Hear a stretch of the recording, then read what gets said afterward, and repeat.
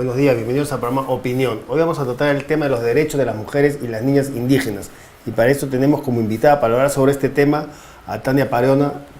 Ella es lideresa indígena quechua, ella es de la región de Ayacucho, de la zona de Víctor Fajardo, y es consejera de la Red de Organizaciones de Jóvenes Indígenas del Perú, y también es integrante del Enlace Continental de Mujeres Indígenas de las Américas, que representa a las poblaciones indígenas de toda América, de América del Sur, del Centro y del Norte, y precisamente en representación de esta organización, Tania Pariona participó recientemente en una reunión de Naciones Unidas que se realizó entre el 10 y el 20 de marzo, en el que se abordó el tema de los derechos de las mujeres, de las niñas indígenas, y para conversar sobre cuál fueron, digamos, la presentación en esta reunión, qué conclusiones se llegó en esta reunión de Naciones Unidas, sobre todo también para ver cuál es la situación, pues, de las mujeres y las niñas indígenas en el Perú, cómo está la situación de sus derechos, cuáles son, digamos, los derechos, digamos, de las niñas, mujeres indígenas, en los que hay, digamos, un déficit en derechos, cuál es esa situación y qué hacer frente a este tema. Vamos a conversar con Tania Pariona, que le damos la bienvenida al programa. Le recordamos a ustedes que pueden enviarnos también sus comentarios y preguntas a través del chat. Tania, decíamos en la introducción que tú has participado recientemente en esta reunión que se realizó entre el 10 y el 20 de marzo en Naciones Unidas, y ahí tú fuiste en representación de este Enlace Continental de Mujeres Indígenas de las Américas, que representa a poblaciones indígenas de toda América, y en representación de este enlace, de esta organización, digamos, tú hablaste ahí en esta reunión de Naciones Unidas. Quería entonces comenzar preguntando bueno, cuál es tu impresión primero de esta reunión, cuáles fueron las principales demandas que llevaron ustedes a esta reunión, y bueno, ¿a qué conclusiones se llegaron, no? Sí, bueno, Imaynayam Kachkanki Chikari, Runasimi Pirima y Kamusa, por lo menos para saludar en nuestro idioma quechua. Esta 59 sesión sobre la condición jurídica y social de la mujer abordó un tema central, ¿no? Y tiene que ver con el balance de la implementación de la Plataforma de Acción de Beijing, que es un documento aprobado el año 95 y donde señalan varios derechos, en este caso específicos, que tienen que ver con las mujeres, ¿no? El tema de la salud, la educación, la justicia, el tema de la violencia, entre otros, ¿no? Y bueno, mi impresión general es que después de 20 años podemos decir que han habido algunos avances. Nosotros desde las mujeres indígenas decimos avances en desiguales todavía, porque, por ejemplo, el tema de la participación de las mujeres, si bien en muchos de los países ya han incluido las cuotas de género, pero esto no necesariamente significa que haya mujeres indígenas en esas cuotas de género, ¿verdad? O sea, pueden haber mujeres en general y entonces siguen habiendo brechas en el acceso a la participación política o desde el empoderamiento de las mujeres, en nuestro caso, claro, por ejemplo, ¿no? Pero propone que así como hay cuota de género, haya cuota para poblaciones indígenas. Así es. Hay una cuota así de 15% para los procesos de elecciones de gobiernos locales, que representa una persona, ¿verdad? Entonces, pero sin embargo, vemos todavía estas brechas de empoderamiento, del manejo de la información, de las capacidades en las que podemos estar para asumir un cargo político, ¿no? Y en ese sentido las mujeres todavía no tenemos esas condiciones a cabalidad. Y entonces en esta sesión se ha puesto en relevancia de que la mirada de los países vayan en avance y no en retroceso, ¿no? Uno de los temas de mucho debate en esta sesión fue con respecto a los derechos sexuales y reproductivos. Pues el movimiento feminista ha estado llevando esta agenda durante años, o sea, más de 20 años, como una lucha política para posicionar el tema del derecho a decidir, el tema de los programas de formación en la educación sobre derechos sexuales y reproductivos para adolescentes. Desde nuestra mirada también tenemos demandas con particularidades específicas, porque el tema del acceso a la información, por ejemplo, en este derecho específico, no se da con metodología apropiada en las comunidades. Las políticas todavía no han llegado a aterrizar con acciones concretas en la comunidad, todavía están en escritos como política misma. Entonces, hay una demanda grande de todos los movimientos de mujeres, tanto feministas, indígenas, afrodescendientes y mujeres con discapacidad, por ejemplo, que ahora dentro de las Naciones Unidas viene teniendo una participación bastante activa, ¿no? Y visible. Bueno, y en estas demandas, digamos, se llegaron a conclusiones, esta reunión de Naciones Unidas, ¿qué peso tienen? Porque muchas veces estas reuniones y estas conclusiones a las que se llegan estos eventos terminan siendo, por lo general, así, digamos, conclusiones declarativas, ¿no? Así es. Y en efecto, uno de los resultados de esta sesión es tener una declaración política, o sea, ha sido la declaración política de los estados donde se comprometen a seguir apostando por la implementación de los derechos de las mujeres, pero sin embargo... Hay un compromiso de los estados en ese sentido. Hay un compromiso, sí, concreto, un documento como de 3 páginas, pero nuestra observación y la incomodidad que ha generado en esta sesión es que este documento no ha tenido ninguna revisión, ni ha sido participativamente con las mujeres.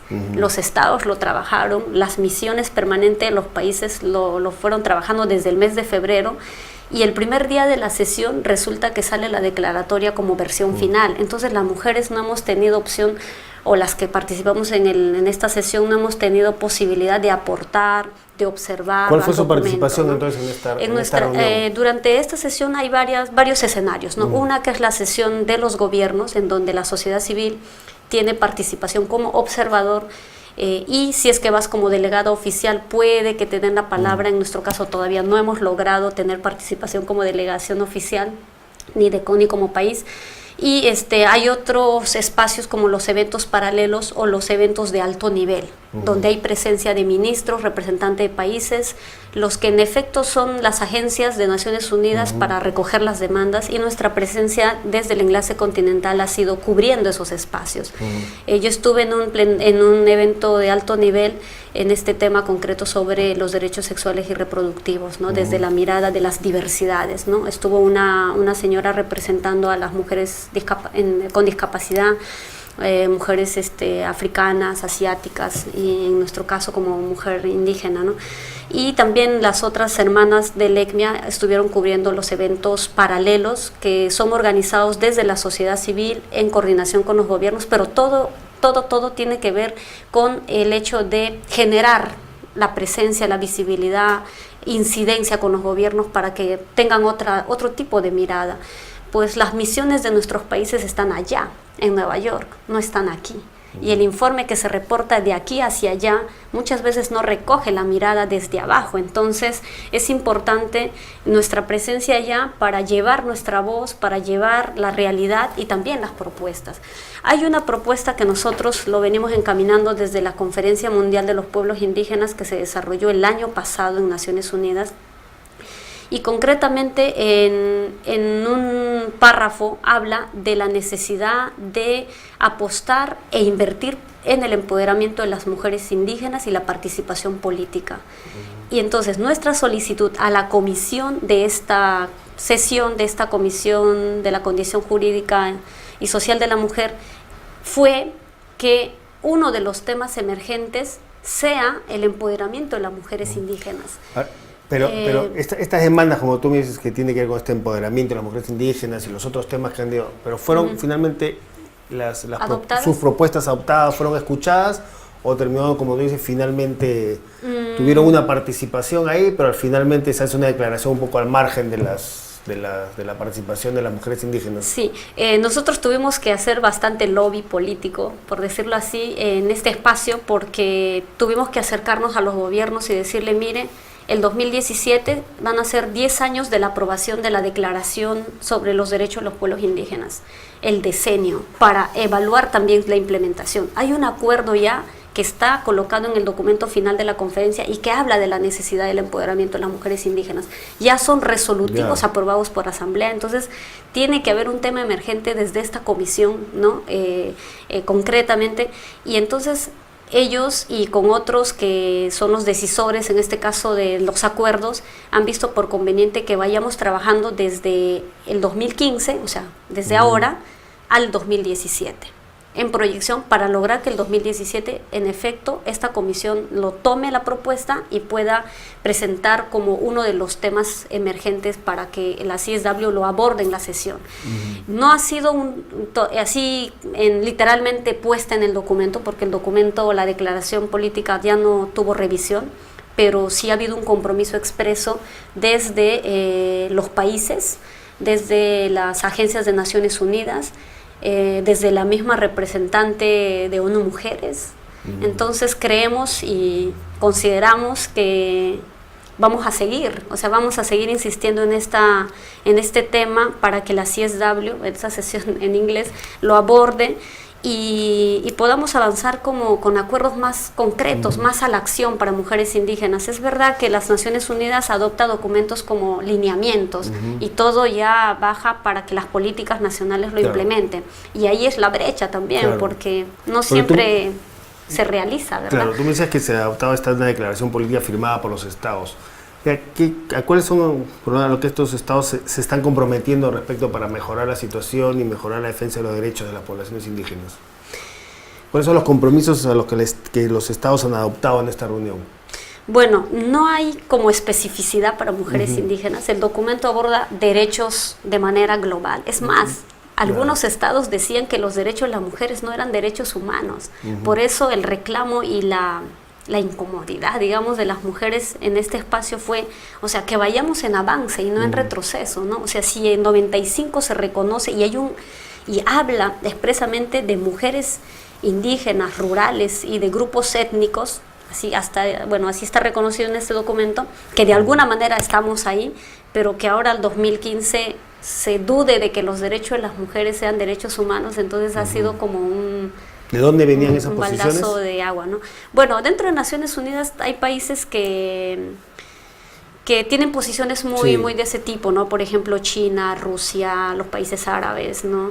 Entonces, los países latinoamericanos creo que son los más abiertos, hay un avance. Sin embargo, hay un documento que es el Consenso de Montevideo, que habla acerca de desarrollo y población y desarrollo. Y en América Latina, o sea, este documento es un referente súper avanzado, a diferencia de otras regiones. Nosotros también hemos tenido participación bastante activa dando seguimiento a este espacio y este consenso contempla un acápite específico sobre mujeres indígenas y pueblos indígenas.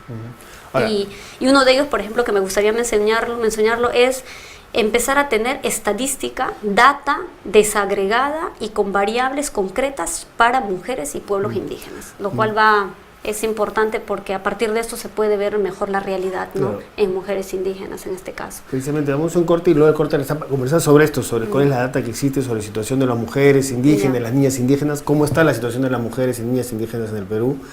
Y tú me decías esto de que en América Latina hay posiciones, digamos, un poco de avanzada respecto a derechos indígenas.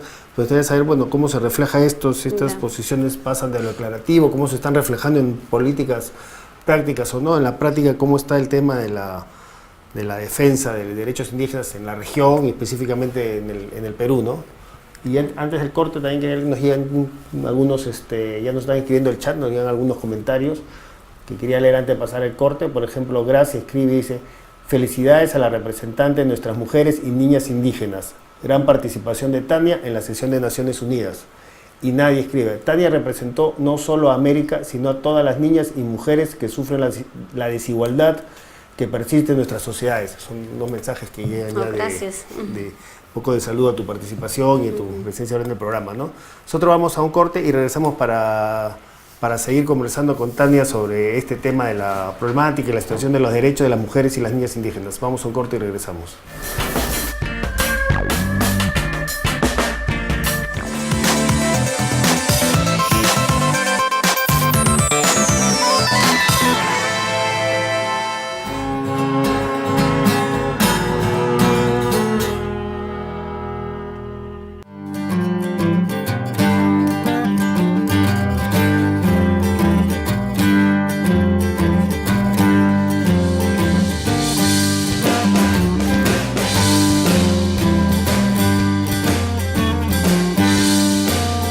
Bueno, a mi parecer es importante invertir en la primera infancia porque es justamente en esos años en los que el niño sale a conocer lo que es el mundo, sale a darse cuenta o a ver qué cosa es lo que lo está rodeando. Y si ellos salen y ven violencia, y ven tristeza, y ven en la cara de sus padres angustia, dificultad, pues ellos van a pensar que justamente de eso se trata la vida. Es justamente por eso que todos debemos preocuparnos e invertir en la primera infancia.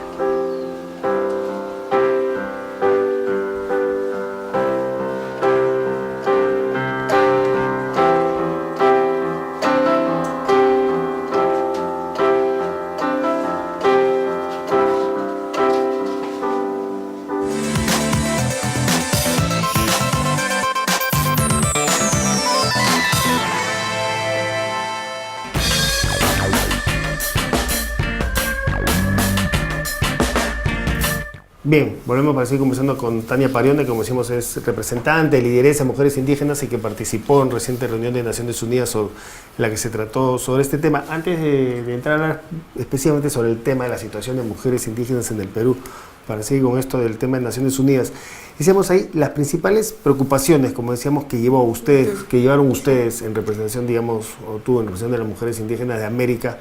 Específicamente, ¿cuáles fueron? ¿Tenían que ver con qué temas? Y cuáles de esos temas, digamos, han tenido, digamos, acogidas, han visto ya reflejados en una declaración? Porque ¿cuáles son los principales problemas del tema de mujeres indígenas en el Perú? Tú me hablabas del tema de derechos sexuales y reproductivos, los problemas, digamos, en la región, hay serios problemas respecto, no solo mujeres, sino poblaciones indígenas en general, en el tema de la lucha por el territorio, ¿no? Los derechos sobre el territorio y los conflictos que existen con las industrias extractivas.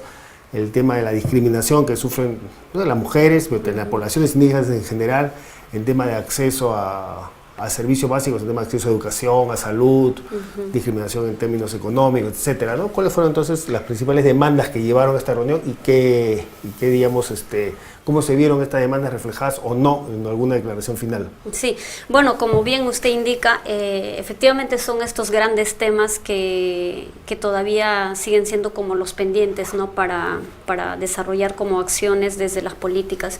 Y uno es, por ejemplo, el tema de violencia. Antes o sea, previo a esta sesión, nosotros tuvimos un encuentro preparatorio en Lima, días antes de la sesión, con participación de más o menos 30 lideresas indígenas de todo el continente. Y surgieron temas prioritarios. Uno, la eliminación de todas las formas de violencia.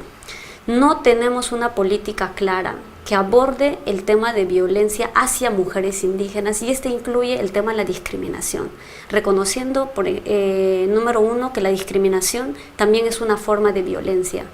Tenemos programas que denigran la imagen y la dignidad de mujeres indígenas, en este caso el programa La Paisana Jacinta. Nosotros creemos que en el caso peruano concreto es uno de los que atenta la identidad y también la naturaleza de nuestro país, porque nuestro país es pluricultural, nuestro país es multilingüe, ¿no? Entonces sabemos diversidades de personas en el país y de pueblos. Claro, también. Es un programa que había múltiples quejas, pero que se mantienen en el aire, ¿no? Así es. Entonces una de las propuestas fue que los estados y los gobiernos pudieran implementar las recomendaciones que hace el CER, el Comité para la Eliminación del Racismo y la Discriminación, sobre la discriminación hacia mujeres y pueblos indígenas en medios de comunicación.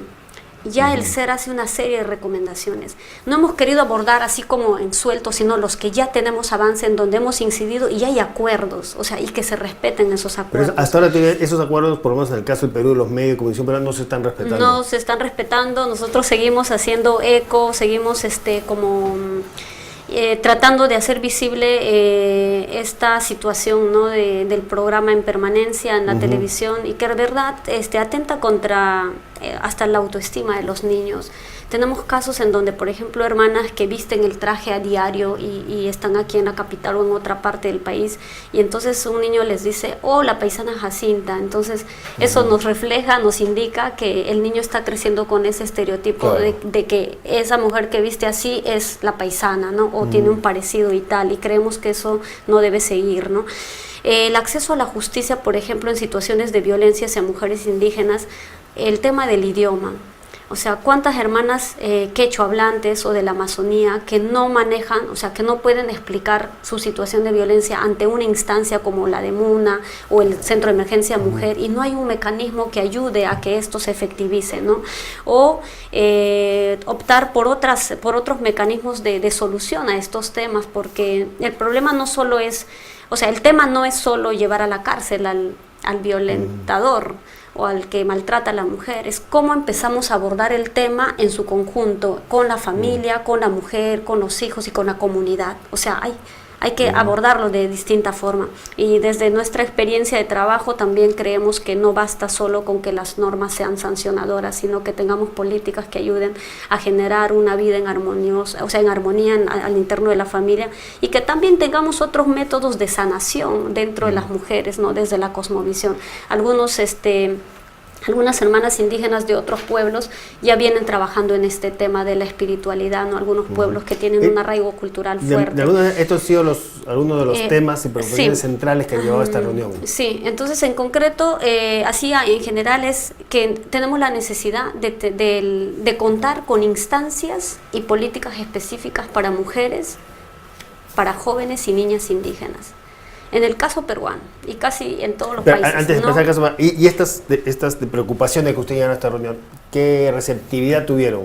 ¿Han sido, digamos, han visto luego plasmadas en algún acuerdo? Sí, bueno, en esta sesión, bueno, aunque hay otros acuerdos también, sí se intenta reconocer que hay la necesidad de no solo abordar el derecho de manera global, de manera universal, sino reconocer las diversidades al interno de la globalidad. Porque está surgiendo demandas varias de varios sectores, indígenas, afros, personas con discapacidad, diversidad sexual, etc. Entonces, sin embargo, yo creo que todavía hay una comprensión del derecho como universal, pero sin reconocer la diversidad. Y eso es la gran barrera, ¿no? Porque si yo entiendo que los derechos sí son universales, son indivisibles, pero estas no van a lograrse en su plenitud si es que no reconocemos ese derecho en contextos particulares y que afectan de distinta manera, ¿no? Por ejemplo, la violencia no afecta de igual forma en una mujer en ciudad que en campo, porque ambas no tienen el mismo nivel de acceso a la justicia o la resolución de su problema.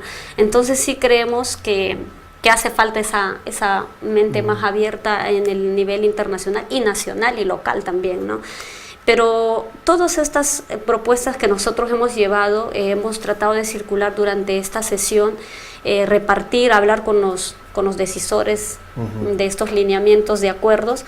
Creemos que no es suficiente, que todavía hay un trabajo por hacer aquí en el plano nacional y local. Seguir insistiendo y tratando de estar en los espacios donde se hacen los acuerdos también, ¿no? Claro. Ahora, Hay un tema que usted tocó y me parece importante porque nosotros también hicimos hincapié en esto y tiene que ver con el tema de la protección de los territorios y las relacionadas con las industrias extractivas. Hoy por hoy, los territorios indígenas en todas partes del mundo son como la atracción para la inversión, porque está en la riqueza, está en los recursos minerales, petróleo, etc. Y entonces esto no se desliga de los otros derechos que tenemos como mujeres indígenas. El derecho a la salud tiene que ver con el territorio. O sea, ¿de qué salud estamos hablando si el territorio está dañado, el río está contaminado, no se puede consumir los peces o la trucha que hay ahí, el agua está contaminada? Entonces, o sea, tiene que ver con la salud, con la educación. Si la educación no responde al contexto y a los conocimientos y saberes que hay en el territorio todavía manteniéndose, o sea, ¿por qué no revitalizar y hacer que esos conocimientos fortalezcan la identidad del niño y sea uno de los saberes que se complemente con el saber occidental, con el saber del otro, con el saber de la modernidad? Entonces, si hablamos del derecho, por ejemplo, a la economía, se puede generar economía propia en el territorio, o sea, todo está vinculado con el territorio, pero hablando de economías sustentables, de economías que respeten a la madre tierra y eso, ¿no? Y entonces hay un pendiente grande, y esto es común en la mayoría de los países, es que no hay legislación que aborde el derecho a la consulta previa. Caso peruano, que después lo tocamos, pero claro, ya está, muchos de los otros países todavía los pueblos indígenas no están reconocidos. Ahora, entonces, ahí está la demanda, ahora, ¿no? Grande. Si aquí tocas el tema de consulta previa, en el caso peruano, efectivamente, digamos, está en la lista de países reconocidos, existe esta ley de consulta previa. Ahora, aunque hay seriamente cuestionamientos sobre su aplicación o más bien su no aplicación, ¿no? Porque, digamos, principales casos, digamos, la ley de consulta previa, por ejemplo, hasta ahora no se recurre a la ley de consulta previa, no se aplica en ningún caso de minería, por ejemplo, ¿no? No está aplicando. ¿Y cómo ven ustedes ese tema, digamos, porque tú decías que hay esta propuesta de América Latina, de que hay posiciones avanzadas, pero los hechos prácticos, por ejemplo, en este tema central que tiene que ver con la presión del territorio, ¿cuál es la posición práctica en los países de América Latina y, por ejemplo, en el Perú, digamos, donde se da una ley de consulta previa, pero no se está aplicando como debe aplicarse en los hechos, y donde hay más bien una propuesta en el Perú de que la ley de consulta previa debe aplicarse solamente a aquellas, reconocer como comunidades indígenas solamente a las comunidades amazónicas y decir que las comunidades indígenas andinas, por ejemplo, como la comunidad quechua de la que tú provienes, no son en realidad comunidades indígenas, ¿no? Sí, bueno, en el plano mundial los derechos colectivos de los pueblos indígenas, y en este caso el derecho al territorio, es uno de los que muchos países tienen mucho cuidado al abordarlo, porque bueno, hay también intereses de por medio, hay intereses económicos. Sin embargo, tenemos el convenio 169 de la OIT, tenemos la Declaración de los Derechos de los Pueblos Indígenas que aborda el conjunto de derechos en total. Hay un compromiso de los estados. Cada año en Naciones Unidas se desarrolla el Foro Permanente para Pueblos Indígenas. Hay una serie de recomendaciones hacia los estados en relación a este tema. Claro, ¿Qué pasa? No se cumple. que en este caso es un tema donde se ve tal vez clara y dramáticamente esa brecha entre lo declarativo y lo práctico, así ¿no? Es, así. Y no, yo creo que estamos llegando a un límite en donde ya no es suficiente papeles y acuerdos. O sea, tiene que haber otra medida.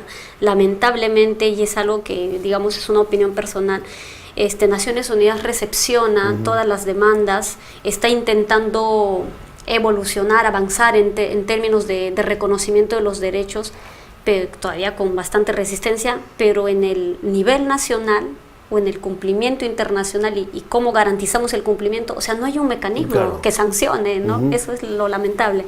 Pueden ser tal vez sanciones de tipo moral, ¿no? Los países que avanzan en los derechos, no hay ningún mecanismo etcétera, que obligue a los estados efectivamente a cumplir esos acuerdos Así a los que es. se comprometen, ¿no? Así es. Entonces casi que dejan a la soberanía nacional o al Estado de Derecho de cada país. Sin embargo, los pueblos indígenas todavía seguimos casi que en lucha, ¿no? En lucha y en insistir en que esto sea respetado. Sin embargo,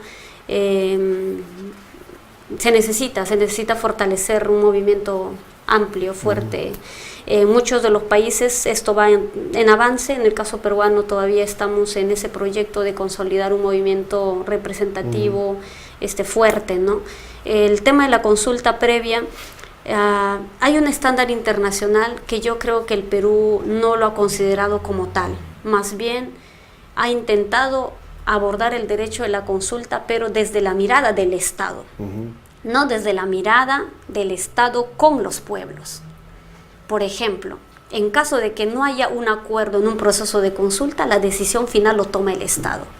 Eso en ningún documento de estándar nacional lo dice. O sea, no dice que el Estado toma la decisión final, dice que el Estado y los pueblos indígenas llegarán a un acuerdo. Pero no dice expresamente eso, y nuestra ley de consulta previa sí lo dice así.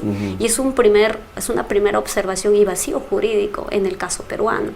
Lo otro, define como pueblos indígenas también a las comunidades campesinas, pero al momento de hacer la base de datos se duda de que las comunidades campesinas, que en algunos casos no cumplen los criterios supuestos por los que están en la dirección de esta entidad, no serían comunidades campesinas. Y ha habido varias declaraciones oficiales en las que Sí, señalan que solamente deben ser reconocidas como comunidades indígenas aquellas comunidades amazónicas, ¿no? Exacto, y ese es casi que el lenguaje común, ¿no? de mucha gente, que las comunidades indígenas son las comunidades amazónicas, lo cual no es nada cierto. Yo vengo de una comunidad quechua, una comunidad andina. Antes mi comunidad tenía el reconocimiento como comunidad indígena, antes de la reforma agraria, o sea, estamos hablando tal vez desde el 40 por ahí. Entonces hay un desconocimiento de esta titularidad de derechos, ¿no? El tema del idioma es una de las variables utilizadas en la estadística nacional para saber cuántos somos los pueblos indígenas.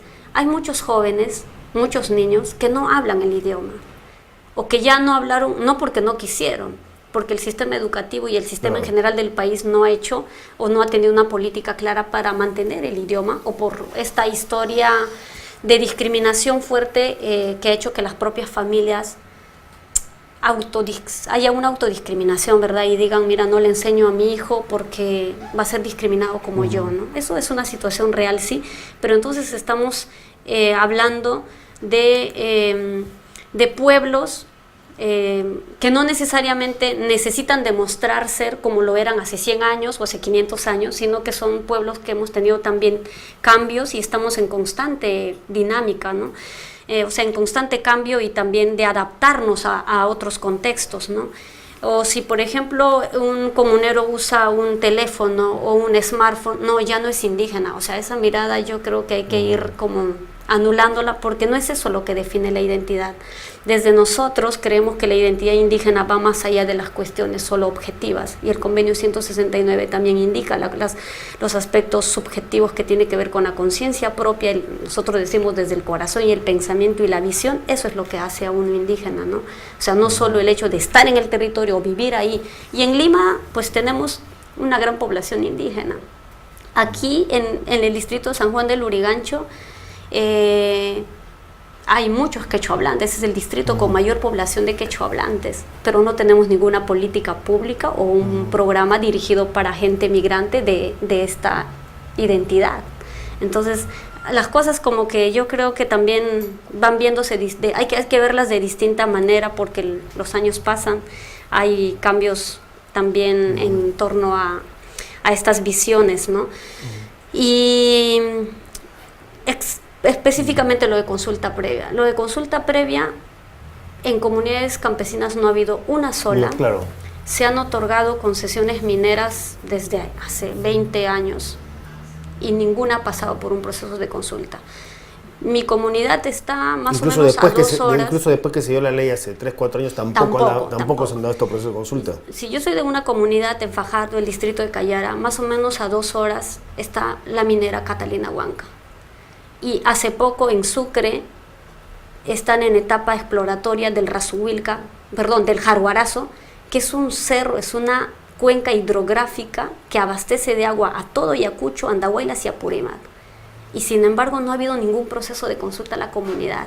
O sea, ha venido la empresa con documentos fraguados y ese proceso está avanzando, digamos, y lo que tú me dices es que poniendo en riesgo todo esta fuente de abastecimiento de agua para toda la región. O sea, por supuesto, yo creo que es uno de los problemas que más adelante vamos a tener el efecto, pero hoy están diciendo nuestros hermanos, mire, esto va a afectar, y está está explicado hasta científicamente, o sea, antropológicamente, que ese lugar, o sea, a pesar de ser sagrado, porque el Apu Jaguarazo tiene otros componentes desde nuestra cosmovisión andina, pero también es una cuenca hidrográfica, es donde yace el agua, entonces, y tiene que ver, o sea, hay nevados que tienen que ver con el abastecimiento de agua para tres regiones, incluido hasta Ica, ¿no? O sea, en este tema, por lo menos, y vamos a un corte y después en el siguiente tema seguimos hablando ya sobre qué está pasando en el Perú con las comunidades indígenas, digamos, cuál es el nivel, digamos, de respeto de los derechos de las comunidades indígenas, de discriminación que sufren y qué se está haciendo desde el Estado, cuál es la política pública frente a las comunidades indígenas, ¿no?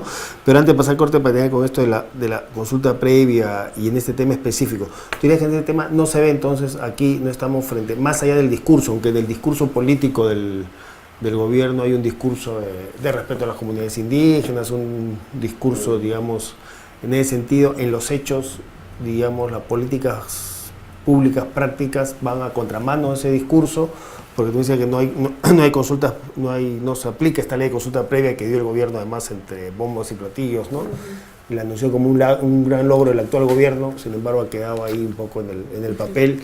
Y por otro lado, recientemente el gobierno también ha dado una serie de leyes que lo que hace más bien es, con el argumento de promover la inversión privada, facilita, digamos, más bien la venta de territorios indígenas y el ingreso de industrias extractivas a los territorios indígenas, ¿no? Más bien una ley, digamos, que en este caso debilita a las comunidades indígenas y facilita, digamos, la venta y el uso de sus territorios, ¿no? Sí. Para terminar este tema, ¿cómo ves ahí la posición de las políticas públicas del gobierno en ese tema? Yo creo que las políticas públicas no han considerado a los pueblos indígenas como ni prioridad, ni como un grupo focalizado, ni como actores. Y leyes como esta que yo te decía sobre que facilite el ingreso a los territorios indígenas, ¿estamos más bien en una etapa de retroceso? Con respecto a la... Con respecto, por ejemplo, al tema de protección de territorios indígenas, ¿estamos en una etapa de retroceso? Sí, yo creo que sí, porque hay instrumentos internacionales, hay un estándar internacional que ya reconoce los derechos de los pueblos indígenas. La Corte Interamericana tiene mucha jurisprudencia en materia de este tema. Sin embargo, la mirada desde el país hacia estos derechos colectivos, o sea, más allá de implementarlos, pareciera que cada vez los está como poniendo o sea, está reduciendo. El paquetazo de Castilla incluye varias leyes, varios decretos que atentan contra estos derechos. El Decreto Supremo 01 del 2015, que fue aprobado el 11 de enero, para reducir las medidas administrativas en caso de otorgar autorización a las empresas mineras en comunidades campesinas. O sea, con la aprobación solo de la directiva comunal, le da permiso al ingreso de la empresa. O sea, eso es inconstitucional. O sea, tienes una ley de consulta previa y sacas un decreto supremo que autoriza solo con una firma de la directiva de una comunidad a que entre la empresa a explorar o a extraer minerales. Entonces, eso no...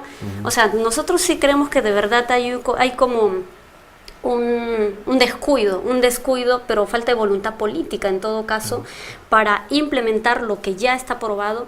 El país es, yo creo que bien legalista y todo con los papeles y no nada, ¿no? Pero ya las tenemos, pero no las estamos respetando. O sea, y para tener, ¿tú dirías que hay una situación en el caso del gobierno peruano de un discurso público y en foros internacionales como este Foro de Naciones Unidas que presentábamos de defensa, digamos, de derechos indígenas en los foros internacionales, en el discurso, pero en la política interna hay una práctica totalmente contraria a este discurso? Sí, yo creo que del discurso a la acción todavía hay muchos desafíos. Y en cuanto la gente no lo siente en su vida cotidiana y en cuanto yo, mi familia, mi comunidad no veamos en nuestras vidas esa transformación, yo creo que sigue habiendo esta brecha entre el discurso y la acción. Sin embargo, creemos que el Estado ha tomado algunas medidas positivas en relación a los pueblos indígenas, el tema de la educación intercultural, de promover el rescate de los conocimientos ancestrales en comunidades con los mayores, el tema de la salud intercultural como política, eso está muy bien.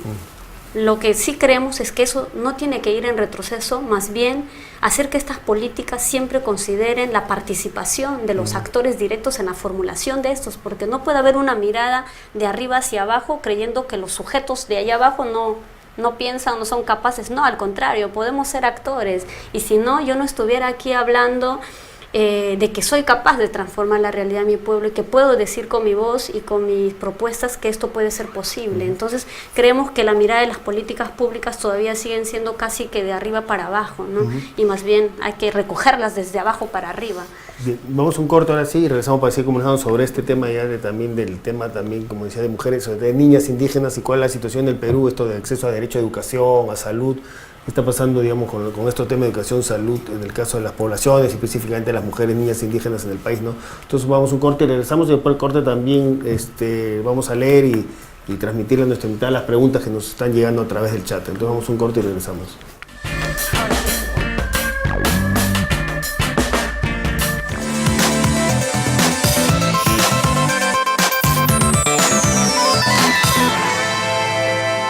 ¿Sabías que en el Perú hay 1 millón de niños menores de 5 años con anemia?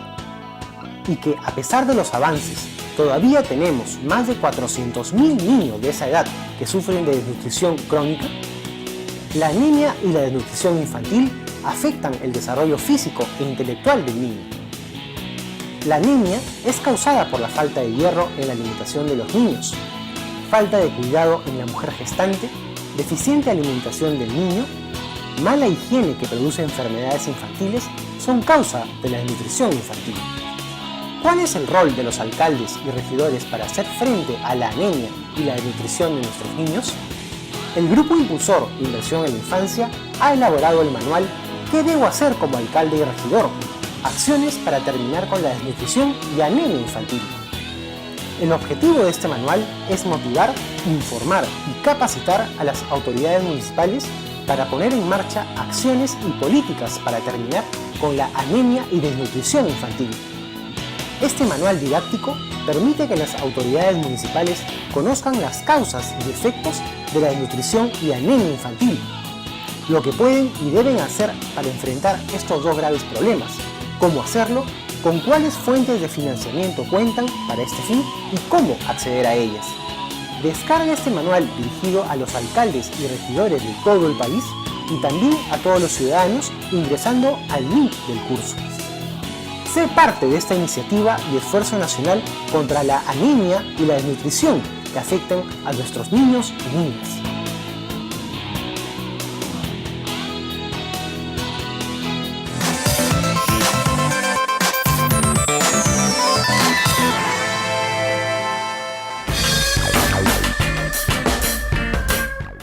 Bien, volvemos con Tania para seguir conversando sobre este problema de las comunidades indígenas, el tema de los derechos de las comunidades, sobre todo las poblaciones indígenas, específicamente las mujeres y niñas indígenas, ¿no? Antes de pasar a las preguntas del Che, quedó pendiente de tocar ya, entrar un poco al detalle del caso de del Perú, ¿no? Comunidades, niñas, sobre todo el tema de niñas indígenas en el Perú, ¿no? Tenemos acá cifras diciendo que el Perú, digamos, hay aproximadamente algo más de 3 millones según algunos datos oficiales, de 3 millones de mujeres indígenas, ¿no? 3,2 millones es el segundo país en América Latina en cantidad de población de mujeres indígenas. Pero algunos datos, cuando vemos de acceso, por ejemplo, a la educación, ¿no? Vemos que, según algunos datos oficiales, solamente 1 de cada 10 mujeres indígenas de las comunidades indígenas amazónicas acceden a educación secundaria, y en el caso de las comunidades indígenas quechua, por ejemplo, solamente 3 de cada 10, cifra está muy por debajo, digamos, de las niñas de otras comunidades, ¿no? O sea, que hay más de 1 millón de mujeres mayores de 17 años en las zonas rurales que no tuvieron la oportunidad de acceder al sistema educativo, ¿no? El tema del analfabetismo es muchísimo más alto entre mujeres indígenas que entre hombres y entre comunidades de otras mujeres de otras zonas, ¿no? Entonces, para entrar en el tema de educación, hay serios problemas también en el tema de educación, por ejemplo, intercultural bilingüe. Hay una serie de déficits en maestros, en acceso de los niños de comunidades indígenas. Muchos niños de comunidades indígenas acceden a educación, pero no la acceden en su propio idioma. Por ejemplo, en tema de educación, en el tema de educación inicial, digamos que en educación inicial los últimos datos son que, digamos, hay aproximadamente el 21% de niños en general, ¿no? Como dato a nivel nacional, el 21% de niños aún no asiste a educación inicial, pero cuando vamos a las zonas rurales, esta cifra, digamos, crece significativamente, es mayor al promedio, ¿no? Y en las regiones con alta población indígena es donde hay menos acceso a educación inicial. Y aquellos que hacen educación inicial por lo general no lo hacen en su idioma materno, ¿no? Entonces, ¿cómo es el tema de acceso al tema de los derechos, al tema de educación de las niñas indígenas, por ejemplo? Sí. Bueno, nosotros hablamos no solo de acceso, en realidad, hablamos de acceso, permanencia, conclusión y especialización. Entonces estamos abordando desde la educación inicial hasta la educación superior. Y para nosotros es clave porque no basta solo con accesar, sino cómo se garantiza la permanencia, la escolaridad permanente, la conclusión de la secundaria, la conclusión del superior y la especialización. Hoy por hoy, las juventudes indígenas, pues, creemos que podemos aportar en nuestros pueblos y al país siendo también profesionales, también aprendiendo otros conocimientos y combinándolos con los conocimientos que tenemos y que tienen nuestros pueblos. Ahora, las políticas educativas en nuestro país sí han intentado garantizar el acceso, pero no la calidad. Y aquí hay que hacer un hincapié porque cuando hablamos de calidad también estamos hablando de la pertinencia de la educación en contextos, en este caso, para pueblos indígenas. Pero hoy hay que hacer otro hincapié. Cuando se habla del enfoque intercultural, pareciera que solo está dirigido a pueblos indígenas. Y nosotras creemos que la interculturalidad lo necesitamos todo el país y no solo los pueblos indígenas, porque los problemas de interculturalidad no son nuestros. El problema de interculturalidad y en esta relación en desigual es todo el país.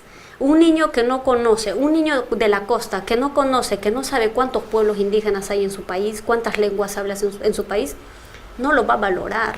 Y cuando él crezca va a creer que hay niños solo como él y ver a otro diferente, entonces será motivo de discriminación o de racismo. Entonces sí creemos que el enfoque intercultural debe ser para todo el país, para todos los maestros y para todos los niveles educativos. ¿Y cómo es ese enfoque intercultural en la actual política educativa? Desde el Ministerio de Educación me parece que la mirada respecto a la interculturalidad va en esa lógica. Claro, ha empezado enfocando su política de educación intercultural en comunidades para revitalizar, rescatar el idioma, tal. Pero ahí hay una observación. Hasta el momento, la enseñanza del quechua es solo como un canal de comunicación, no para garantizar la permanencia del idioma. Es decir, ojalá los niños que vienen detrás de mí pudieran aprender la gramática, la lectura y la escritura. Eso todavía no está garantizado, solo para hacer comprender al niño en su idioma lo que quieres decir en castellano.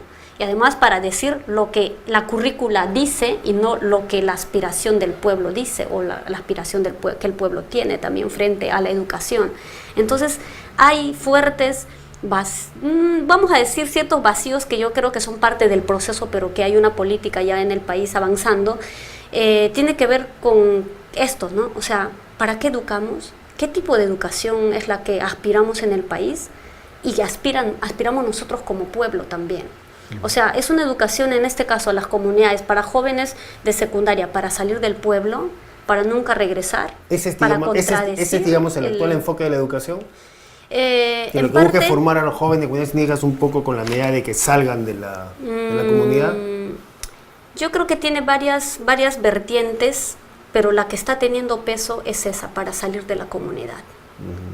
Pero porque no va acompañado también de otras propuestas que ayuden a que el joven que crece en la comunidad tenga también visión de retorno. Porque no es malo salir. Yo salí y estoy ahora estudiando o empezando una carrera aquí en Lima, pero mi visión es aportar en mi pueblo, hacer algo por allá y por la gente en Ayacucho y en otras partes, ¿por qué no?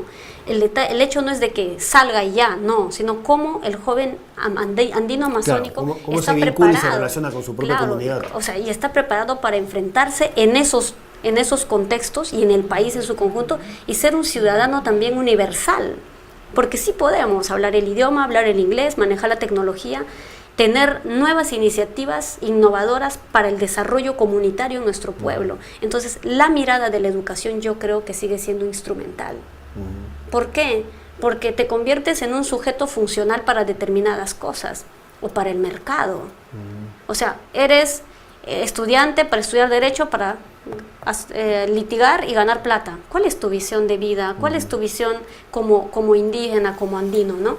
Entonces, claro, estoy tocando como varios puntos que pueden generar controversias también, pero yo creo que sí hay un gran desafío en el país para que empecemos a reconocer de verdad, que somos un país diverso y que el enfoque intercultural debe ser transversal en todas las políticas. Dirías que ahí, en este tema de la educación, esta discriminación y esta falta de oportunidades de la población indígena, especialmente de mujeres, de las niñas indígenas, empieza con esto, empieza también mucho con la educación, con esta educación primero, donde en algunos casos si hay acceso a la educación, es por lo general la educación muchas veces de peor calidad en el país, es la que se da, digamos, muchas veces en poblaciones rurales, en las poblaciones indígenas, y esa falta de esa visión de pertenencia cultural a la comunidad en la educación. Digamos, por ahí comienza mucho de la discriminación a las poblaciones indígenas, a las niñas, a las mujeres indígenas. Sí, bueno, el tema de las brechas de género, en este caso del acceso a la educación de las niñas, sí, yo creo que responde a varios problemas, ¿no? Y tiene que ver también con el interno de la comunidad, con algo que hemos mal aprendido en la comunidad, con esta idea de que los niños sí y las niñas no. Los niños sí pueden salir a la ciudad para terminar la secundaria, pero las niñas no, porque van a quedar embarazadas o porque no van a tener futuro. Yo fui a una comunidad, bueno, voy a muchas, pero me sorprendió tanto cuando pregunté al profesor, le digo, profesor, del total de estudiantes que tiene, ¿cuántas niñas hay? ¿Cuántas jóvenes de primaria para que continúen secundaria? Y me dice, tenemos 5 niñas. ¿Y las 5 a dónde van a ir? No van a salir de la comunidad, ellas ya se quedan aquí.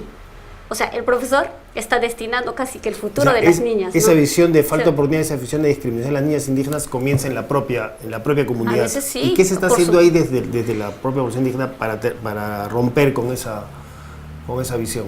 Bueno, empezar a sensibilizar a nuestra propia gente, a nuestro pueblo, a las autoridades comunales y empoderar a las propias mujeres también.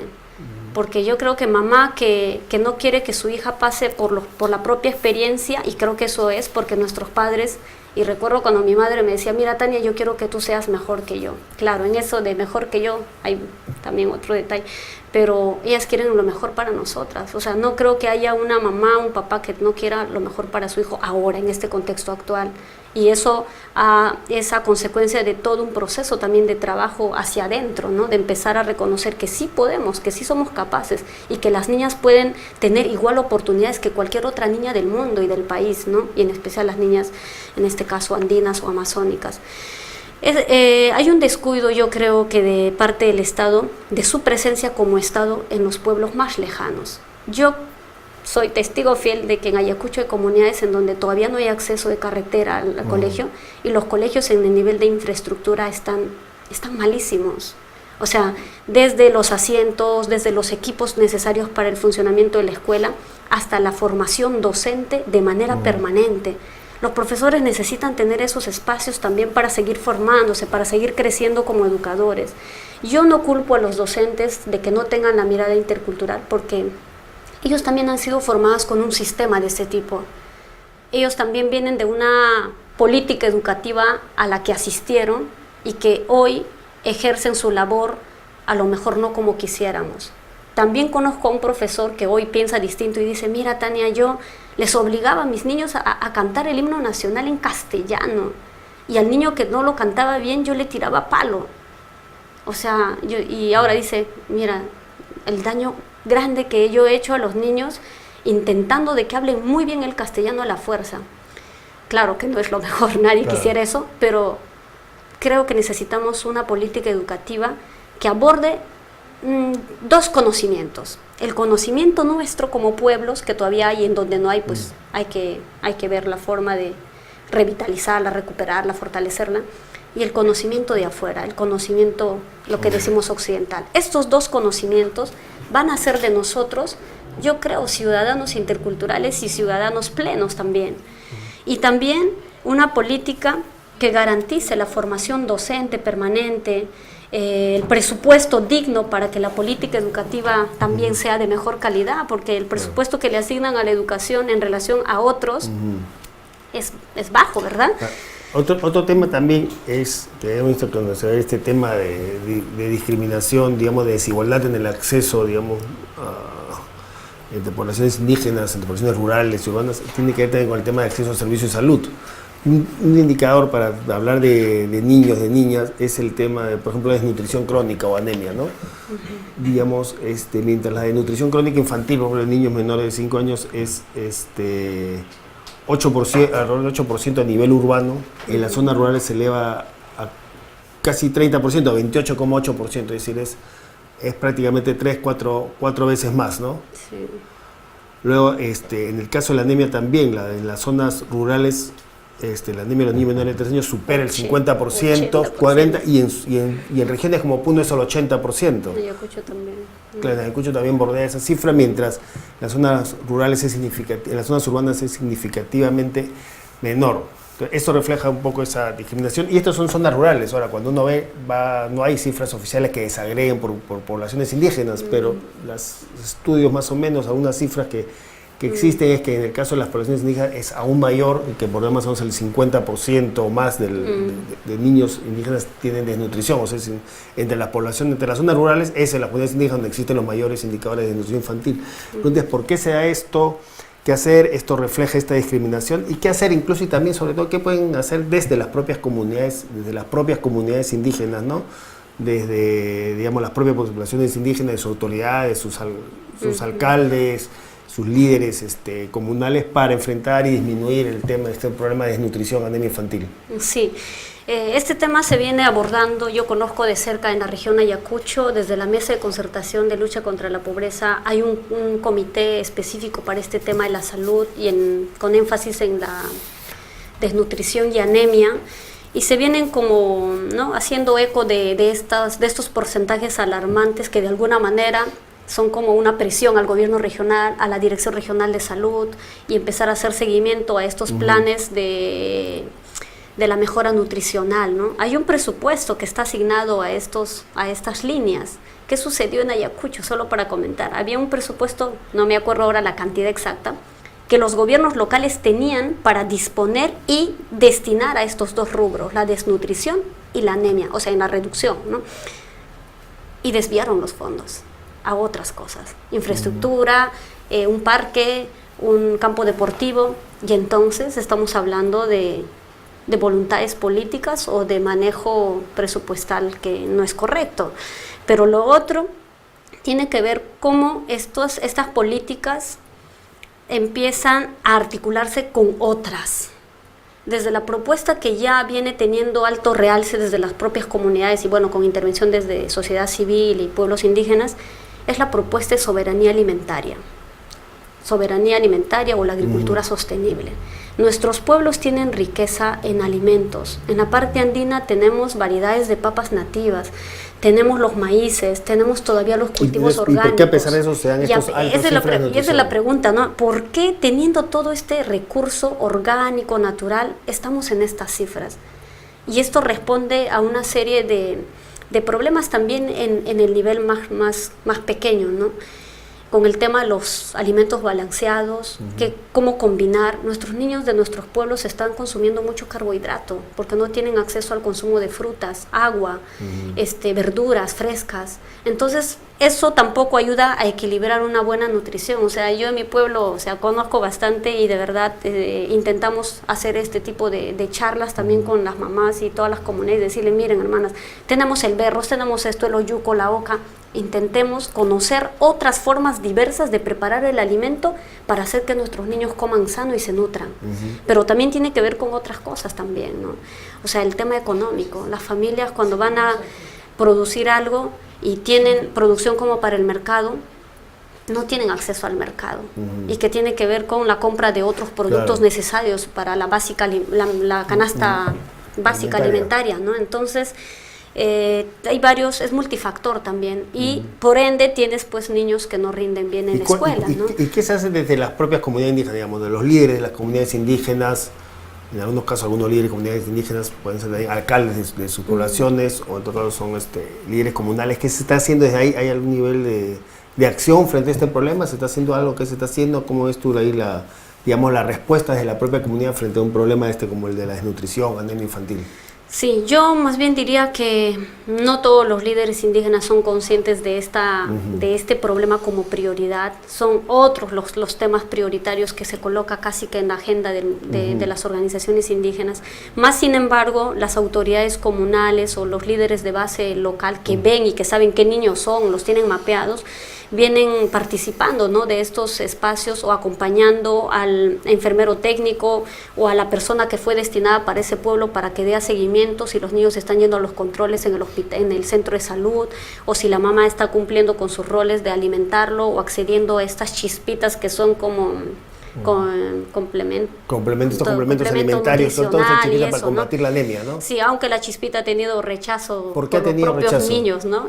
Yo creo que porque no ha habido un acompañamiento en el consumo o para consumirlo de mejor forma y entender que eso puede ayudar en su nutrición. O sea, no basta repartir la chispita. Claro, no ha habido, a la par del reparto, no ha habido un proceso, digamos, de trabajo con las familias, con la comunidad. Así es, claro, o sea, eso, ¿no? O sea, no puedes ir a repartir cada casa, darle a su niño en hora, no, tiene que haber un acompañamiento y un proceso para que mamá que esté ahí con su niño pues sepa en qué momento dar, cómo combinar y tal, y que para el niño no sea así como, ¿no?, claro, a la fuerza y el paquetito que no lo ha visto antes, ¿no? Entonces sí, yo creo que esto sí es de preocupación más bien conjunta, ¿no?, de todos los sectores, y ojalá nuestros pueblos también cada vez sean más conscientes de que necesitamos fortalecer lo que tenemos hacia adentro y emprender nuevos proyectos que apunten a la reducción de estos dos problemas grandes, ¿no? Antes del programa quería leer así que voy a leer algunos de los comentarios que llegan del chat y que nos están viendo, ¿no? Juan Pablo escribe, dice, las desigualdades no son solo en otros países. Vemos nomás lo que pasa entre las mujeres rurales y urbanas. ¿Tiene los mismos derechos? ¿Se le respeta por igual? Yo creo que no. Lamentablemente en nuestra cultura pesa más cómo estás vestido o cómo hablas que ser una persona.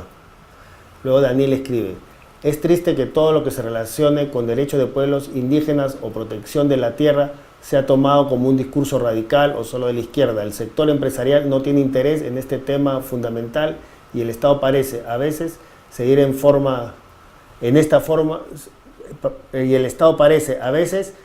forma de ver la realidad de los pueblos indígenas. Y un comentario final también de Patricia Delgado que escribe, y ella hace una pregunta específica, ¿no? Y pregunta, ¿la población indígena que vive en zonas urbanas no debería asumir un mayor liderazgo en favor de las poblaciones que no son escuchadas? ¿Algún comentario sobre eso antes de entrar a la pregunta de Patricia Delgado? estos comentarios, ¿no?, que hacen Daniel y Juan Pablo también, si tienes tú algún comentario sobre esto, dice un poco que, claro, este tema de las desigualdades, sí. Y señala Daniel esto de que un poco relaciona el discurso de defensa de todos los derechos de pueblos indígenas, él lo relaciona, digamos, dice que estos son tomados de alguna manera como un discurso radical de la izquierda. Muchas veces hay eso, ¿no? Se desacredita el discurso de defensa de los derechos de las poblaciones indígenas con este cartelito de radical, ¿no? Cuando, digamos, cada vez, digamos, cuando hay poblaciones indígenas que defienden en defensa de sus derechos, o sobre todo en estos conflictos sociales que hay respecto a los problemas de territorio, ¿no?, frente a las industrias extractivas, de lo que hablábamos antes, muchas veces se pretende desacreditar esa defensa de derechos de poblaciones indígenas con este cartel de radical, ¿no? Así es. Sí, con lo que opina nuestro hermano Juan Pablo, que es ayacuchano, lo conozco, efectivamente hay grandes brechas entre lo urbano y lo rural. En el caso concreto de mujeres indígenas, todavía las mujeres de contextos rurales no tienen las mismas oportunidades que las mujeres en zona urbana. Ni oportunidades de capacitación, ni oportunidades laborales, ni de iniciativas económicas, entre otras. Veíamos totalmente cierto. En estas cifras que veíamos sobre desnutrición, anemia y también acceso a educación, veíamos la brecha entre urbano y rural, ¿no?, que estábamos revisando antes. Así es, en educación y en casi todo. Y la pregunta es, o sea, ¿y por qué se sigue manteniendo y por qué no están focalizando también la inversión en zona rural? Y entonces es el llamamiento también al Estado a que su presencia, no solo al Estado, sociedad civil, cooperación y agencias de Naciones Unidas que están operando en nuestro país, o sea, que no solo inviertan en programas que se quedan en contextos urbanos, que también vayan a las comunidades rurales. Sobre eso, el discurso del gobierno en estos últimos años con los programas sociales, tiene un fuerte discurso señalando que estos programas sociales tienen como prioridad la inversión rural, que estos programas sociales están dirigidos fundamentalmente a zonas rurales y que la prioridad social del gobierno, de la inversión social, es la zona rural. ¿Cómo ven ustedes desde las zonas rurales? ¿Es así? ¿Ustedes ven que efectivamente hay una prioridad en estos últimos años en invertir en programas sociales, inversión social en la zona rural? Los programas sociales sí están en zona rural, Pensión 65, Programa Juntos, Cuna Más, pero no resuelve todo el problema que tienen, ¿no?, las poblaciones indígenas de contextos rurales. Yo considero, y desde el movimiento indígena muchos coincidimos en que los programas sociales tienen un enfoque de alivio a la pobreza, pero un no enfoque de asistencia. De asistencia y que luego termina siendo asistencialismo.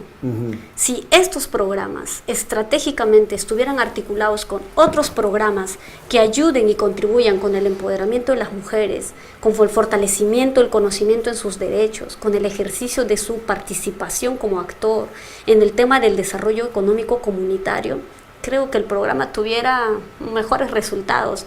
Porque no basta repartir 100 soles a la gente y decir que con los 100 soles va a resolver su problema de hambre. Además, 100 soles no alcanza para resolver el problema de hambre. Pensión 65 con nuestros mayores, que para nosotros son nuestros sabios y que sí tendrían derecho a tener una vida digna, por lo menos en los últimos años de su etapa, y tienen mucho conocimiento que transmitir a las nuevas generaciones. Mi abuelo es, por ejemplo, uno de los beneficiarios de Pensión 65, ¿no? Y él desde la comunidad tiene que viajar a la capital de provincia para cobrar esos, creo que son 220 soles. Y muchos de ellos van caminando, o sea, caminando 3 horas, 4 horas, o de lo contrario les toca pagar una combi y no sé qué tal, pero, o sea, ese sistema de dar este pago o este incentivo a los mayores tampoco es bueno.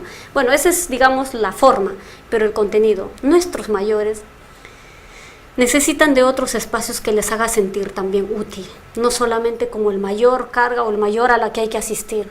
Yo hace poco, bueno, este domingo estuve en mi pueblo, en un encuentro de mujeres de mi pueblo, y participaron bastantes hermanas mayores. Y una de ellas decía, hay que juntarnos cada semana para seguir conversando.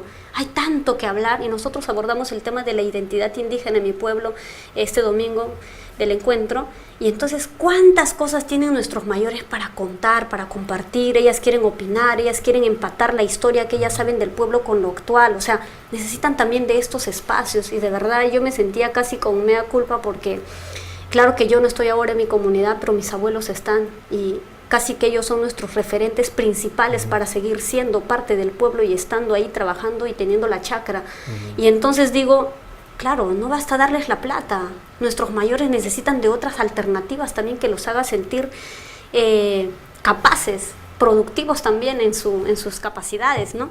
Entonces, los programas sociales sí tienen un enfoque desde la teoría del desarrollo humano, pero creemos que hace falta una mirada. Y sería bueno hacer un balance, ¿no?, después de este gobierno, de los aciertos y desaciertos de los programas sociales y su impacto específico en comunidades rurales. Lo que haría falta sería una política más de creación de desarrollo local y creación de oportunidades de desarrollo local, ¿no? Sí, yo creo, amerita. ¿Por ahí hay políticas por ahí? Yo creo que hay varios desafíos, desde el gobierno local que empiece a impulsar también estas políticas que ya vienen desde arriba, pero así concretamente, y lamentablemente los gobiernos locales no tienen esa mirada. Los gobiernos locales están administrando presupuesto nacional para infraestructura, para carreteras, que es necesario, sí, pero cero inversión en el desarrollo humano, en el desarrollo social, y esto entonces implica a que sea casi que sistemático, ¿no? O sea, gobierno desde la directiva comunal, gobierno local, regional y luego nacional, ¿no? Bueno, son desafíos, tampoco quisiera decir que todos no están haciendo. En el caso de mi pueblo hemos intentado ahí compartir estas iniciativas con el alcalde y ha tenido buenísima recepción. Y ha sido uno de los que ha dicho, mira, hagamos el encuentro con mujeres, empezamos a trabajar con jóvenes, con los niños, y lo cual a mí me da una esperanza, porque tengo a alguien que tiene capacidad de decidir y que puede ser un canal para la realización de mis aspiraciones también, ¿no? Como líder o como militante. Esta pregunta de Patricia Delgado, que hacía la pregunta de si la población indígena que vive en zonas urbanas no debería asumir un mayor liderazgo en favor de las poblaciones que no son escuchadas.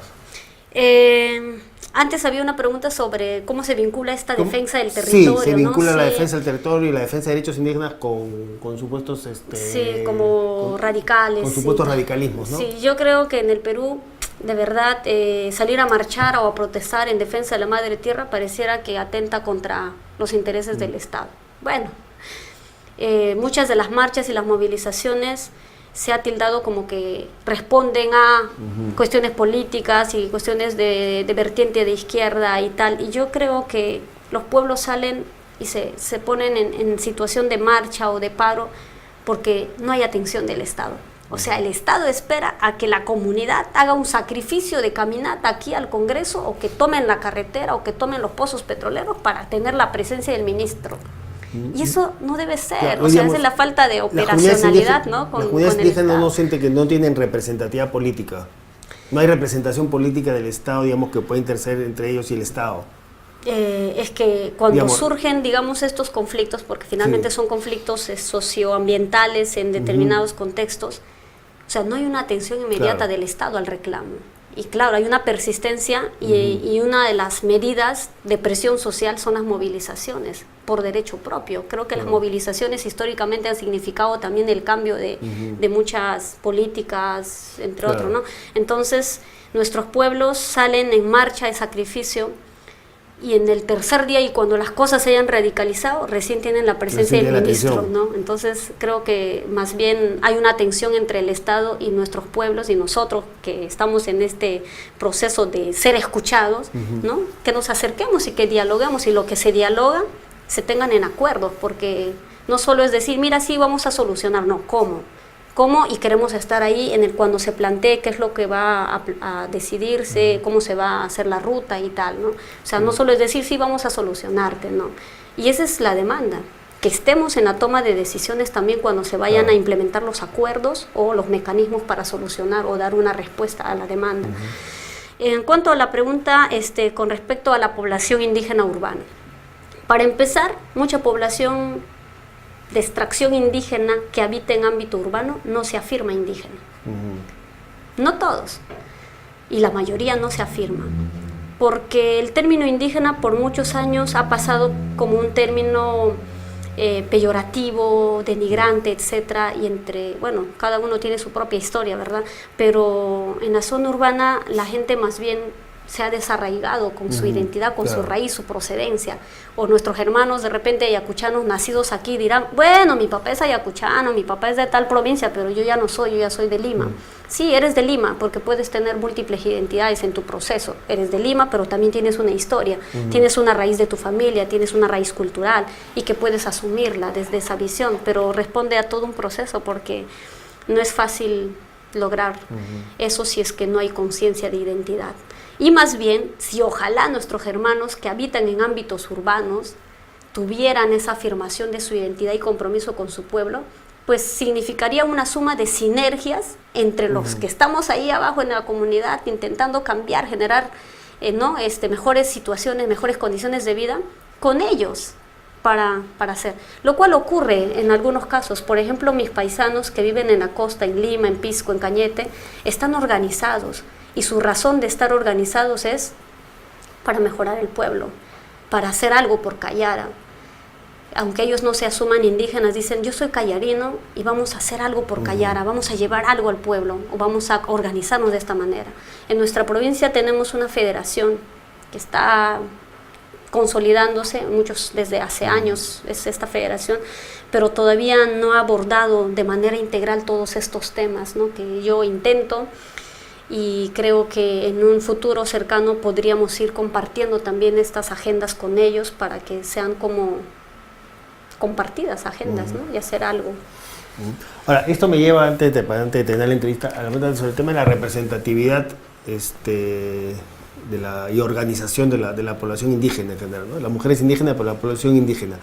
Hay impresión que en el Perú, digamos, el nivel de organización, de representatividad y de capacidad de organización de la población indígena es, por ejemplo, bastante menor que para ver otros países de la región cercanos, ¿no? No ve el nivel, digamos, de organización que tienen, por ejemplo, las comunidades indígenas en Ecuador o en Bolivia. Es bastante, digamos, mucho más fuerte de la que hay en el Perú. Digamos, el movimiento indígena en el Perú es bastante débil comparado a lo que tiene el nivel de fortaleza de la organización indígena en Ecuador o Bolivia. ¿Por qué pasa esto? Y cuando hay, digamos, y la representatividad indígena del Perú parece más bien desestructurada. Hablábamos de estos conflictos sociales, pueden suceder en Cajamarca, tú decías en Ayacucho, en Apurímac, también en Arequipa con otros problemas mineros, o en las zonas amazónicas, pero son movimientos desestructurados, ¿no? O sea, digamos, no hay una articulación entre uno y otro. ¿Por qué esta debilidad de la representatividad y la organización indígena del Perú respecto a esto a países como Ecuador o Bolivia? Sí, en el Perú ahora hay, creo que un proceso interesante de consolidar un movimiento indígena. Tenemos el Pacto de Unidad de los Pueblos Indígenas conformados por la Organización Nacional de Mujeres Indígenas, CNA, que es la Confederación Nacional Agraria, CONAP, ¿no? Que representa a los amazónicos, etc. Sin embargo, todavía un poco débil, ¿no?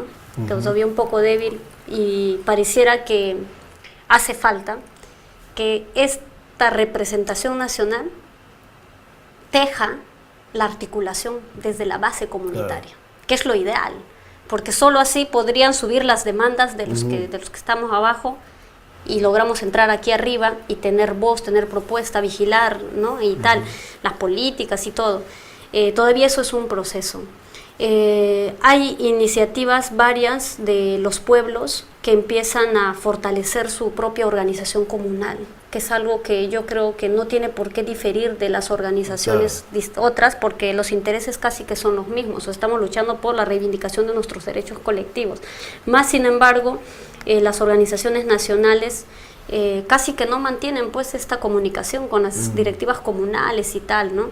La presencia de las mujeres indígenas en este pacto creo que es clave, porque se incluye el tema del enfoque género, los derechos específicos como mujeres. La pregunta es, ¿cuál es el peso que tienen las mujeres indígenas en las organizaciones, en general, las organizaciones de las poblaciones indígenas? Bastante. Yo creo que las mujeres somos casi que, cuando hay un problema, ya sea la defensa del territorio, estamos ahí, saliendo, cargando al hijo, o jalando al hijo menor, o sea, estamos ahí presentes. Y en la lucha contra la violencia hacia mujeres, violencia familiar, estamos ahí las mujeres. O sea, yo creo que es clave porque solo así podremos abordar los distintos problemas que afectan de manera diferenciada a las mujeres, y porque históricamente hemos sido rezagadas, o porque históricamente el problema de la mujer indígena en este caso ha sido como invisibilizada por otras demandas, ¿no? En el movimiento indígena, yo soy, claro, bastante joven en el movimiento indígena, porque el movimiento indígena a nivel internacional tiene ya años. Cuando las mujeres indígenas empezaron a conformar su propio espacio y su representación como mujeres indígenas, nuestros hermanos indígenas dijeron, bueno, están dividiendo el movimiento indígena, están casi que traicionando a la colectividad. Pero después de varios años entendieron, y ojalá se mantenga ese entendimiento, que es preciso, importante tener las mujeres, o sea, las voces de las mujeres, porque también podemos ser agentes de cambio, y porque cada opinión, o sea, la comunidad, quienes conforman, niños, jóvenes, mujeres, adultos, mayores, o sea, no solo son los varones. Y en esa mixtura, pues es necesario oír las distintas voces también. Y ahí, hasta el momento, las que han demostrado liderazgo, empoderamiento y capaz de generar cambio abajo, también somos las mujeres. Pero ahí, en este tema de la organización de las personas indígenas para defender sus derechos, es una tarea, por lo menos en el caso del Perú, es una tarea pendiente, sí, en la que estamos bastante rezagados, yo decía, con países vecinos como Ecuador y Bolivia, ¿no? Sí, lo que hace falta en el país yo creo que es coincidir como en las visiones también, porque así como la población amazónica tiene su cosmovisión, sus demandas, por ejemplo, para los amazónicos la defensa del territorio es la primera lucha, la primera agenda, lo que desde hace años para la parte andina no lo era, pero ahora ya lo es, porque además las crisis ambientales a partir de la minera son fuertes, entonces ahora la lucha conjunta es por el territorio y la defensa, entre otros derechos, ¿no? que están articulados, pero también porque en la parte andina la identidad indígena casi que ha sido un progreso lento, o sea, afirmarnos indígenas no es desde hace mucho, más bien es desde hace poco, porque la identidad asumida ha sido como campesinos, y en algunos casos sigue siendo como campesinos. Entonces, el campesinado reivindica el tema de la tierra, la agricultura, el derecho a la tierra y su labor como campesino rural, pero no está abordando los otros temas que tienen que ver más allá de la tierra, la identidad, los derechos colectivos, la educación intercultural, la salud, la cosmovisión, etc. Entonces, algunas organizaciones de este tipo, así con identidad campesina, ahora vienen casi que removiendo su historia y también su visión para decir, es verdad, no solo somos campesinos, somos indígenas con identidad más integral, más allá de trabajar la tierra como un recurso productivo. O sea, la tierra, o sea, finalmente, ¿qué significa la tierra para los andinos y qué significa la tierra para los amazónicos? Todavía estos debates yo creo que se siguen dando y fortaleciendo en mejor sentido, con mejor horizonte, para consolidar el movimiento. En el caso boliviano esto es clarísimo, o sea, campesinos, indígenas, amazónicos, aymaras y quechuas, o sea, su agenda lo tienen más clara, y su visión como pueblo indígena. En Ecuador también. En el caso peruano creo que el proceso de la historia ha marcado ciertos hitos que ha hecho que los propios pueblos perdamos nuestra identidad indígena, así por decirlo en sencillo, ¿no? Pero que nos demanda como el trabajo al interno, como persona, como individuo, pero también como colectivos, ¿no? Bien, muchas gracias, Tania, por tu participación en el programa de ahora. Sí, muchas gracias a ustedes y a toda la audiencia por este espacio y porque nos dan un espacio como mujeres indígenas, no siempre lo tenemos, así que muy agradecidos, muy amable. Un saludo para todo el país y para mis paisanos ayacuchanos y fajardinos de la provincia. Muchas gracias. Gracias. Fue entonces esta entrevista con Tania Pariona, como decimos, lideresa indígena que he hecho, y es de la Red de Organizaciones de Jóvenes Indígenas del Perú y también del Enlace Continental de Mujeres Indígenas de las Américas, que ella ha participado, con ella hemos estado conversando ya sobre este tema de los derechos de las mujeres y niñas indígenas. Les recordamos que este programa se repite hoy a las 4 de la tarde y mañana jueves a las 11 de la mañana va en directo una nueva edición del programa Diálogo Abierto. Mañana en Diálogo Abierto se va a tratar el tema de la educación en el año 2015, situación y expectativas. Se va a analizar cuáles son las expectativas, la situación de la educación y las expectativas de de la educación para este año 2015. Y para hablar sobre este tema educativo van a participar, van a estar presentes en el programa Hugo Díaz, que es presidente del Consejo Nacional de Educación, y Maelén Zúñiga, que es coordinadora nacional de la campaña por el derecho de la educación. Y también este programa se va a transmitir, se va a pasar un mensaje, una reflexión sobre este tema de la educación, la reflexión de Alejandro Kusianovich, conocido educador y miembro del Grupo Impulsor de Inversión en la Infancia. Entonces, hoy mañana 11 de la mañana, en directo, una nueva edición del programa Diálogo Abierto, y hoy, esta tarde, a las 4 de la tarde, se repite este programa de opinión.